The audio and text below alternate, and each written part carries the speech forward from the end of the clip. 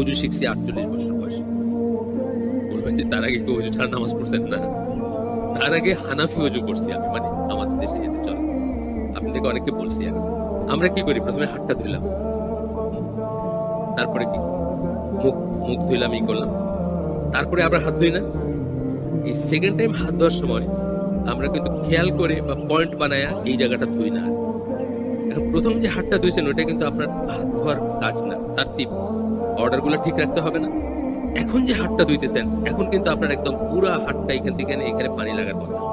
এটা আমি 48 বছর বয়সে শিখছি, 38 বছর বয়সে আমি হজ করছি। কিন্তু যখনই শিখছি তখনই আমি গার্ড করে নিয়েছি নিজেকে। আমি আর বসে থাকি নাই যে আমার মাঝাবে তো এটা নাই, বা আমার তো এটা কোনোদিন কেউ বলে নাই, বাপেও বলে নাই, দাদা বলে নাই, আমার হুজুরের কাছে যার কাছে ছোটবেলায় শিখছি নামাজ সেও বলে নাই। তা আমি এটাই ভুলটাই আমি ধরে রেখে আমি ওটাই, আমার সমস্ত ইবাদত নষ্ট হয়ে যেতে পারে। যখন আমি জানলাম যে আসলে তো প্রথম হাত ধোয়াটা তো অজুর কোনো অংশ না, অজুর যে 4টা ফরজ তার ভিতর প্রথম হাত ধোয়াটা না, কিন্তু ওইটা ওয়াজিব হচ্ছে আপনি ঘুম থেকে যখন উঠছেন আপনার হাত কোথায় গেছে এটা রাসূলের একটা হাদিস আছে, আপনি জানেন না, এই জন্য আপনি ধুয়ে নেবেন, জাস্ট ক্লিনিং আর। কিন্তু আসলে যেটা হাতের সিকোয়েন্সটা কি সেকেন্ড, হাতের সিকোয়েন্সটা সেকেন্ড, মুখের পরে হাত। এখন ওই সময় যখন ধুইতেছেন তখনও আপনার উচিত এই পুরাটা আবার ধোয়া, এই হলো হাত ধোয়া।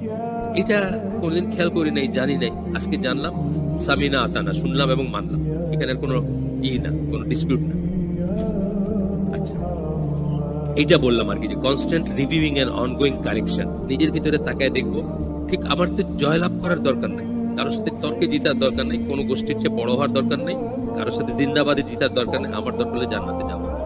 আমি যদি আল্লাহকে গিয়ে বলতে পারি যে আল্লাহ, আমি সিনসিয়ারলি জানতাম যে আল্লাহ রসুল এটা করতে বলছেন, সেই জন্য আমি এটা করছি। আমার একটা ওয়ে আউট থাকতেও পারে, ভুল করে থাকলেও আমি সিনসিয়ারলি ভুল জিনিসটা করছি জেনে যে আল্লাহ রসুলই করছেন, আমার ক্ষমতার বাইরে ছিল এটা তাকে করা।